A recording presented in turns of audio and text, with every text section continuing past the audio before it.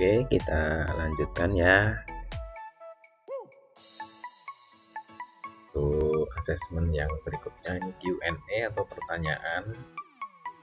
Yang kemarin kita sudah ada beberapa pertanyaan tentang asesmen nasional, kemudian kita lanjutkan ini di buku yang kita baca di Bos Menjar di grup-grup proktor ya. Nah, kemudian kita lanjut ke pertanyaan berikutnya. Sebelum lanjut silahkan subscribe channel kami sehingga dapat kesempatan berkarya, tutorial dan membuat video.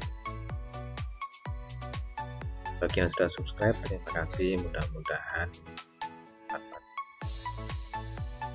dan lanjut saja. Yang berikutnya adalah apakah asesmen nasional menentukan kelulusan peserta didik? Pertanyaan yang sering dilontarkan oleh masyarakat, orang tua. Nah, jawabannya apa? Tidak. Asesmen nasional tidak menentukan kelulusan. Asesmen nasional diberikan kepada murid, bukan di akhir jenjang satuan pendidikan. Asesmen nasional juga tidak digunakan untuk menilai peserta didik yang menjadi peserta asesmen. Hasil asesmen nasional tidak akan membuat skor atau nilai didik secara individual seperti dijelaskan sebelumnya. Hasil asesmen nasional diharapkan menjadi dasar dilakukannya perbaikan pembelajaran. Dengan demikian, asesmen nasional tidak terkait dengan kelulusan peserta didik. Nah, ini penilaian untuk kelulusan peserta didik merupakan kewenangan pendidik dan satuan pendidikan. Jadi ini jelas sekali bahwa asesmen nasional tidak untuk kelulusan peserta didik. Ya. Oke, kita lanjut ke pertanyaan berikutnya, yaitu siapa yang menjadi peserta asesmen nasional? Ini yang berbeda dengan UN kemarin ya.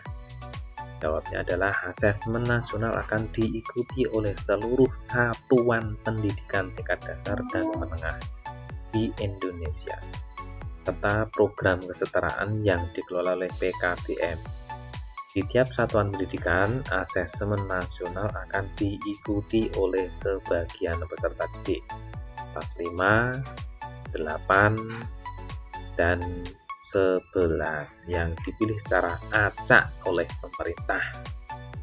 Untuk program kesetaraan, asesmen nasional akan diikuti oleh seluruh peserta didik yang berada pada tahap akhir program belajarnya.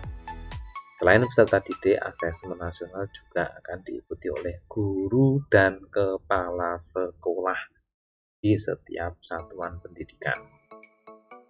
Informasi dari peserta didik, guru, dan kepala sekolah diharapkan memberi informasi yang lengkap tentang kualitas proses dan hasil belajar di setiap satuan pendidikan. Nah, ini perlu cermati. Jadi semuanya nanti akan terlibat, tapi untuk siswa ada dan kepala juga mengisinya. Oke, kita lanjut ke pertanyaan berikutnya. Mengapa asesmen nasional hanya diikuti oleh sebagian murid? Hal ini terkait dengan tujuan dan fungsi asesmen nasional. Asesmen nasional tidak digunakan untuk menentukan kelulusan menilai prestasi murid sebagai seorang individu. Evaluasi hasil belajar setiap individu murid menjadi kewenangan pendidik. Pemerintah melalui asesmen nasional melakukan evaluasi sistem. Asesmen nasional merupakan cara untuk memotret dan memetakan mutu sekolah dan sistem pendidikan secara keseluruhan.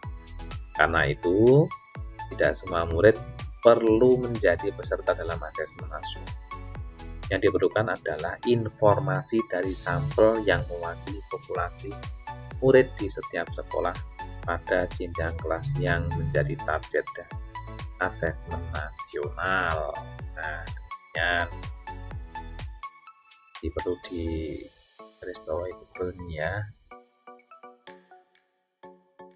Nah, mungkin satu pertanyaan lagi ini ya, kita coba.